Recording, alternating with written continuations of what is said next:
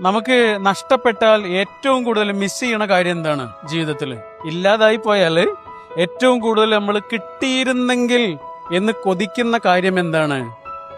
ആരോടാ ചോദിക്കണേ? കയ്യിന് സ്വാധീനമില്ലാത്ത, കാലിന് സ്വാധീനമില്ലാത്ത, കഴുത്തിന്റെ താഴേക്ക് ഒരനക്കവുമില്ലാത്ത ആളുകൾ വരെ ആ കൂട്ടത്തിലുണ്ട്. പക്ഷെ അവരിൽ ഏറ്റവും കൂടുതൽ ആളുകൾ പറഞ്ഞ മറുപടി എന്താണെന്നറിയോ?